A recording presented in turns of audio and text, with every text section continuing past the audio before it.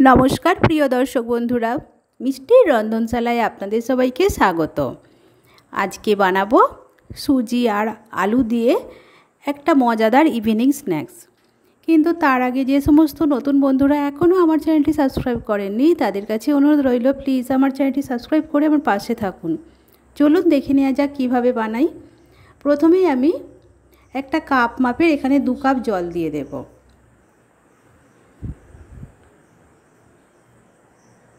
और कड़ी पाता निয়েছি, कड़ी पाता 7-8टा मतन एकटू कुचिए निয়ে আমি জলেতে দিয়ে দেব।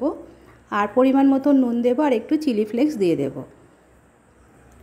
জলটা ফুটে উঠলে আমি এখানে 1 কাপ সুজি নিয়েছি, সুজিটা অল্প অল্প করে দেব, একবারে পুরোটা দেব না। 2 কাপ জলের জন্য 1 কাপ সুজি। এবার আপনারা আপনাদের পরিমাণ মতন সুজিটা নিতে পারেন, তার মতন জলটাও দেবেন সেই রকম। সুজিটা দিয়ে এইভাবে নাড়তে নাড়তে আস্তে আস্তে টাইট হয়ে যাবে।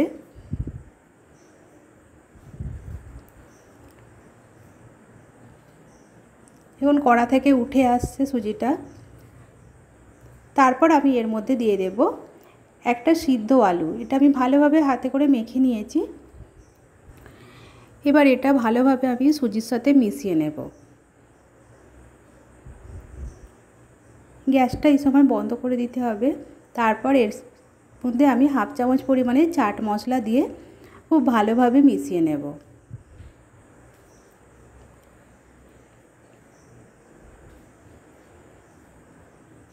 এটা রেডি হয়ে গেছে। আমি এবার একটা থালাতে তুলে নেব। নিয়ে কিছুক্ষণ ঠান্ডা হতে দেব। তবে খুব ঠান্ডা করব না এটাকে। হাতে একটু তেল নিয়ে নিয়েছি, সামান্য গরম থাকা অবস্থাতেই এইভাবে হাতে করে গোল গোল করে পাকিয়ে নিয়ে 2 হাতে করে চেপে আমি একটা গোল গোল শেপ দিয়ে এগুলোকে বানিয়ে নেব। আপনারা আপনাদের পছন্দ মতন শেপটা দেবেন। এটা খুব কম সময়ে বানানো যায় আর খুবই কম উপকরণ দিয়ে, কিন্তু খেতে খুবই ভালো হয়। আপনারা একবার এইভাবে বানিয়ে দেখবেন, খুবই ভালো লাগবে।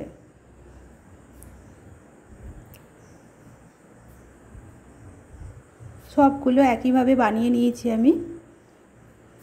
এটাকে আমি সঙ্গে সঙ্গে ভাজবো না, কিছুক্ষণ রেখে দেবো রেস্টে। আধ ঘন্টা পর আমি এটাকে ভেজে নিয়েছি।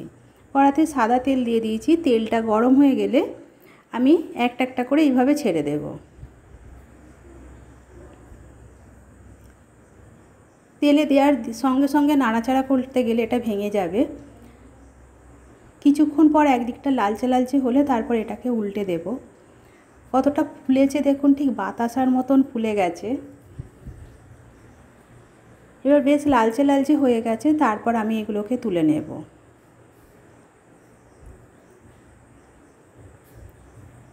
বাকিগুলোও ঠিক একইভাবে ভেজে নেব।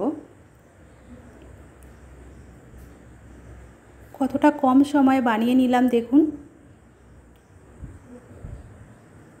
আর এটা খেতেও খুব মুচমুচে হয়। আমি একটা প্লেটে সার্ভ করে নিয়েছি। আপনাদের যদি আমার এই রেসিপিটা ভালো লেগে থাকে তাহলে প্লিজ একটা লাইক দিয়ে দেবেন আর কমেন্ট করে অবশ্যই জানাবেন এই রেসিপিটা আপনাদের কেমন লাগলো। আর এই রকম আরও নতুন নতুন রেসিপি পাওয়ার জন্য আমার চ্যানেলটি সাবস্ক্রাইব করে আমার পাশে থাকবেন।